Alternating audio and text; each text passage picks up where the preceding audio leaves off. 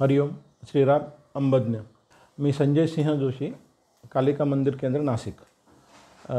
माझा एक अनुभव इथे मला सांगावासा वाटतो की ज्या गोष्टी आपल्या हव्या असतात किंवा आपल्या ज्या गोष्टी घडत नाही किंवा घडण्यासाठी आपण प्रयत्न करत असतो, तर त्यामागे सद्गुरू तत्त्व असणं गरजेचं असतं. त्याशिवाय कुठली गोष्ट होणे शक्य नाही.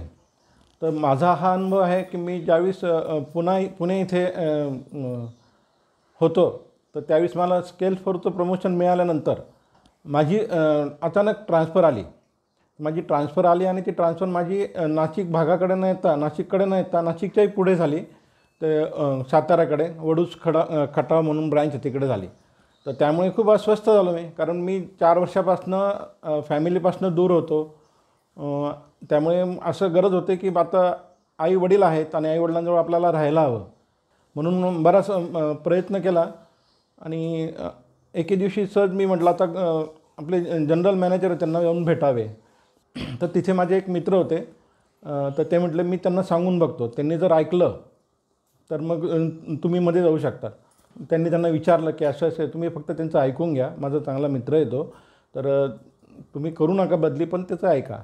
मग त्यांनी परमिशन दिली. मग त्या दृष्टीने मी त्यांची अपॉइंटमेंट घेऊन त्यांच्याकडे गेलो. तर त्यांच्याकडे गेल्यानंतर ते म्हटले की अरे तुम्हाला तर प्रमोशन मिळालं आहे, तुम्हाला हा अवॉर्ड मिळाला आहे. म्हटलं ठीक आहे, मला अवॉर्ड मिळाला आहे, प्रमोशन मिळालं, अवॉर्ड मिळाला, चांगलं काम केलं म्हणून तुम्ही प्रमोशन दिलं आहे, त्याबद्दल वाद नाही. पण माझी ट्रान्सफर जी झाली ती नाशिकपासून दूर झाली, तर ते मला डिस्कम्फर्ट वाटतं आहे. तर याच्यासाठी तुम्ही मला थोडं काही नाशिकच्या जवळपास दिलं तर फार बरं होईल. कारण माझ्या घरी आईवडील पण आहेत वृद्ध, आणि मिसेसला माझ्या आर्थरायटिस वगैरे पण आहे. तर त्यामुळे ते म्हणले ठीक आहे, आता तर काही शक्य नाही, तुम्ही मार्चपर्यंत ते जॉईन व्हा, नंतर आपण बघू. पण मग नंतर मी म्हटलं आता विद्यार्थी असं म्हटलं आहे तर आता काही होणार नाही. म्हणून मी परत येऊन गेलो. परत आल्यानंतर मग असे 5-6 दिवस गेले आणि 5-6 दिवसानंतर मला HR सेक्शनकडून फोन आला डायरेक्ट.